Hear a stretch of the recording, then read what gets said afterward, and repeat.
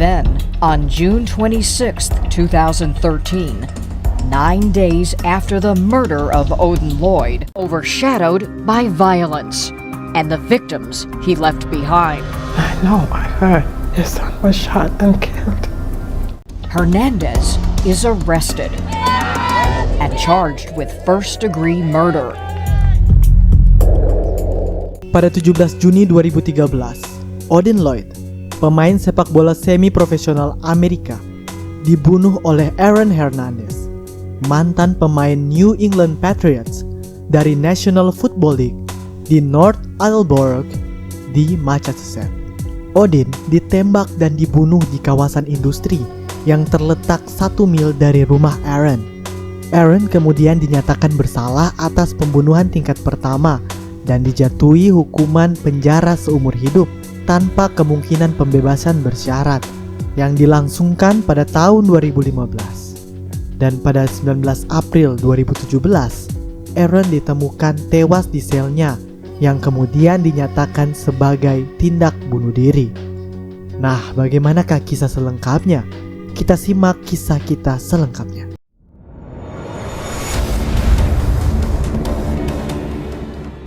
Aaron Joseph Hernandez lahir pada tanggal 6 November 1989 di Bristol, Connecticut.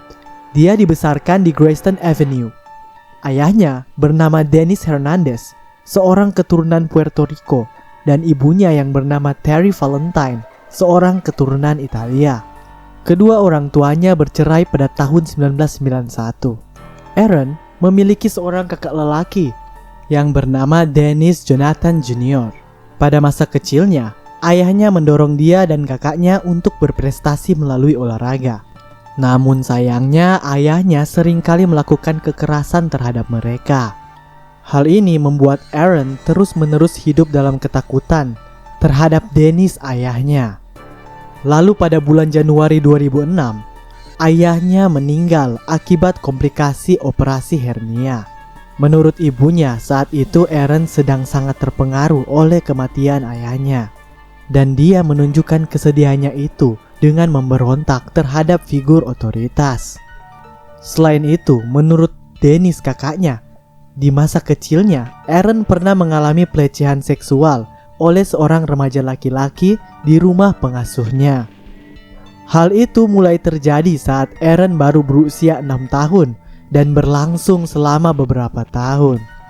Aaron kemudian bersekolah di Bristol Central High School, tempat dia bermain untuk tim rugby-nya, Bristol Rams. Selain itu, ia juga seorang pemain bola basket dan pelari lintasan yang luar biasa. Aaron juga termasuk murid yang populer di sekolahnya, yang cukup disegani karena prestasinya dalam permainan rugby-nya. Aaron pertama kali mulai berpacaran dengan pacarnya yaitu Shayana Jenkins saat duduk di bangku SMA. Keduanya sudah saling kenal sejak di sekolah dasar. Sedangkan untuk kehidupan sosialnya diketahui Aaron sering menghisap ganja dan minuman keras dalam jumlah yang besar. Nah, selanjutnya mengenai karir sepak bolanya, Aaron lulus dari SMA-nya 1 semester lebih awal. Dia direkrut bermain di Universitas Florida di bawah pelatih kepala yang bernama Urban Meyer. Hal ini bukan karena dia murid yang hebat, tetapi karena dia adalah pemain rugby yang hebat. Bakat atletiknya memang jelas terlihat, akan tetapi di belakangnya tersembunyi seorang remaja yang pemarah dan berjuang dengan pola asuh yang kasar. Selain itu, ketergantungannya terhadap obat-obatan semakin besar, disertai pernyataan tentang identitas seksualnya. Lalu, di kemudian hari, Meyer, kepala pelatihnya, berkeinginan untuk mengeluarkan Aaron dari timnya karena penggunaan ganja kronisnya. Namun hal itu pada akhirnya diurungkannya. Meski demikian, karir Aaron sebagai seorang atlet rugby masih terus mengalami perkembangan. Hal ini dibuktikan dengan penandatanganan kontrak periode 4 tahun dengan New England Patriots pada tanggal 8 Juni 2010. Saat itu Patriots mengontraknya dengan nilai $2,37 juta. Lalu pada tanggal 27 Agustus 2012, Patriots memperpanjang kontrak periode 5 tahun senilai 39,58 juta US dollar. Akan tetapi, di luar perkembangan profesinya, Aaron memiliki sejumlah masalah hukum. Dan hal itu dimulai dengan beberapa bulan setelah dia tiba di Florida sebagai mahasiswa yang baru. Nah, masalah apa saja yang dihadapinya? Kita lihat sebagai berikut. Pada tanggal 16 Juli 2012, atas pembunuhan Daniel D'Abreu dan Safiro Furtado yang terbunuh oleh tembakan di kendaraan mereka di South End, Boston. Tapi dia dibebaskan di persidangan pada bulan April 2017. Lalu pada tanggal 13 Februari 2013, Aaron diduga menembak dahi temannya, seorang pengedar narkoba yang bernama Alexander Bradley. Bradley kemudian dibuangnya di kawasan industri di L95 di Palm Beach County, Florida. Saat itu Bradley selamat, tetapi dia kehilangan mata kanannya. Bradley lalu mengajukan gugatan perdata terhadap Aaron atas penembakan tersebut.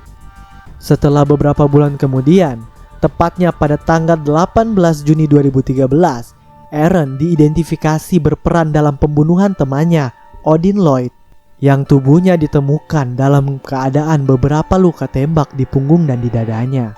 Polisi lalu menggeledah rumah Aaron sehubungan dengan kasus tersebut. Hingga pada tanggal 26 Juni 2013, Aaron ditangkap di rumahnya setelah surat perintah penangkapan dikeluarkan.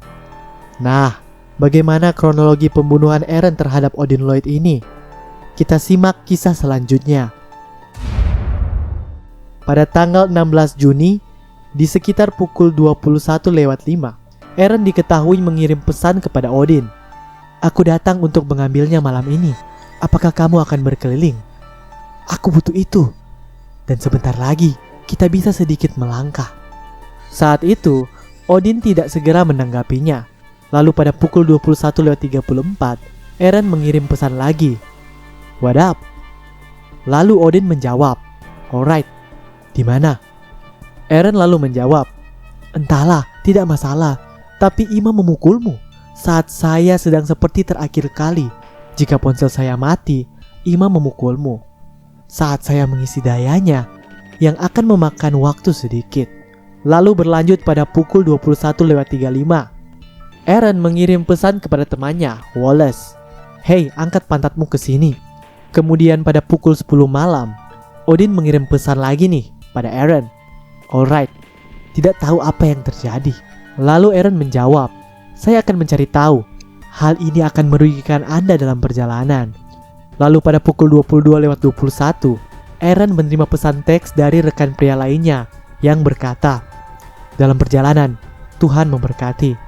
Aaron pun menjawab, "Pasti, cepat suruh ikan mengemudi." Sebutan ikan adalah semacam penghinaan rasial. Lalu pada pukul 22:23, Aaron mengirim pesan lagi kepada Wallace, "Cepatlah." Pada keesokan harinya tanggal 17 Juni jam 12:22, Odin mengirim pesan kepada Aaron, "Kami masih melanjutkan."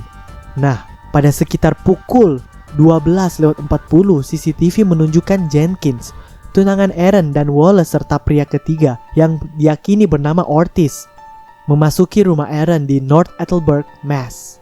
Selanjutnya sekitar pukul 1:09, CCTV menunjukkan 3 pria yang diyakini sebagai Aaron, Wallace, dan Ortiz yang meninggalkan rumah Aaron dengan mobil Nissan Altima yang berwarna perak.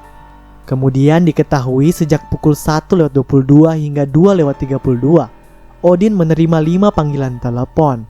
Dan setelah pelacakan, nomor ponsel itu digunakan oleh Wallace. Berlanjut pada pukul 2:33, CCTV dari sebuah rumah di seberang rumah Odin memperlihatkan Odin yang masuk ke dalam mobil bersama Aaron, Wallace, dan Ortiz. Setelah itu pada pukul 3:07, Odin mengirim pesan kepada saudara perempuannya yaitu Thibault. Dia berkata, "Kamu lihat aku bersama siapa?" Lagi pada pukul 3:11, Odin mengirim pesan lagi kepada Thibault, "Halo."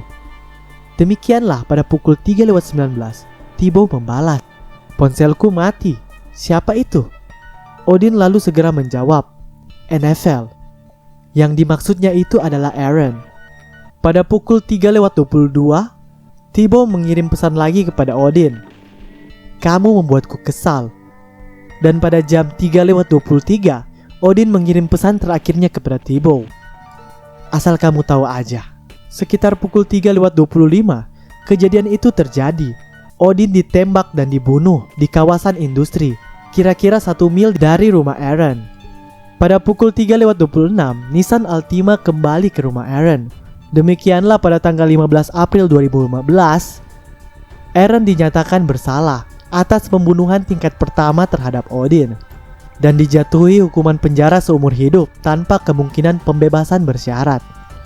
Dan pada tanggal 12 Mei dan 27 Juni 2016, Wallace dan Ortiz dibebaskan dari pembunuhan tingkat pertama, tetapi dihukum karena menjadi pendukung atas fakta dan kejahatan tersebut. Mereka dijatuhi hukuman 4,5 tahun hingga 7 tahun penjara.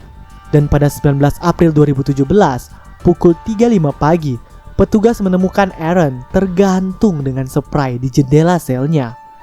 Lalu, kejadian dan kesaksian apa saja yang berkembang pasca kematian Eren akibat bunuh diri itu? Kita lihat sebagai berikut ini. Setelah hukumannya atas pembunuhan Odin, Eren dipindahkan ke sel 57 Blok G2 di pusat permasyarakatan Sousa Baranowski, sebuah penjara dengan keamanan maksimum di mana narapidananya biasanya menghabiskan 20 jam sehari di sel mereka. Tapi anehnya, Eren sempat berkata kepada ibunya, "Ibu tahu, aku merasa menjadi orang yang paling santai dan tidak terlalu stres saat di dalam penjara dibandingkan saat di luar penjara." Selain itu, muncul pengakuan dari Eren bahwa sesungguhnya dia adalah seorang gay. Dan mereka percaya bahwa pelecehan seksual yang dialaminya semasa kecil yang menyebabkan dia menjadi seorang gay. Lalu setelah kematian Eren atas permintaan keluarganya, otak Hernandez dilepas dan dibawa ke Universitas Boston. Hal itu untuk mempelajari apakah ada tanda-tanda encephalopati traumatis kronis atau CTE, yaitu penyakit degeneratif progresif yang ditemukan pada orang yang pernah mengalami pukulan parah di kepala, termasuk para pemain rugby. Setelah otaknya diambil, para peneliti di Universitas Boston kemudian mempelajari otak Eren dan mendiagnosisnya dengan encephalopati traumatis kronis atau CTE, stadium yang ketiga dari 4. Para peneliti berpendapat bahwa CTE juga bisa mengakibatkan penilaian buruk dan kurangnya kontrol impuls atau agresi, kemarahan, paranoia, ketidakstabilan emosi. Hal ini mungkin menjelaskan beberapa tindakan kriminal dan perilaku lainnya yang dilakukan oleh Eren. Demikian juga dengan kesaksian kakaknya, yaitu Dennis Jonathan, bahwa adiknya itu menderita paranoia yang parah. Dennis mengatakan bahwa Eren selalu tidur dengan pisau besar yang ada di samping tempat tidurnya dan mengumpulkan sejumlah besar senjata untuk perlindungannya. Nah, mengenai status hukumannya pada tanggal 25 April 2017, pengacara mengajukan mosi ke Pengadilan Tinggi Massachusetts untuk mengosongkan hukuman pembunuhannya. Permohonan itu dikabulkan pada 9 Mei tahun 2017. Memang pada saat kematiannya, Eren sedang dalam proses mengajukan banding atas kasus pembunuhan Odin Lloyd. Dan berdasarkan Undang-Undang Massachusetts, prinsip ini menegaskan bahwa ketika seorang terdakwa pidana meninggal, tetapi dia belum menyelesaikan seluruh upaya hukumnya, kasus tersebut kembali ke statusnya di awal, di mana hukumannya dikosongkan dan terdakwa dianggap tidak bersalah. Oke guys, demikianlah kisah kriminal kita kali ini. Semoga kisah ini dapat menghibur dan bermanfaat ya. Sampai jumpa di video selanjutnya. Bye bye.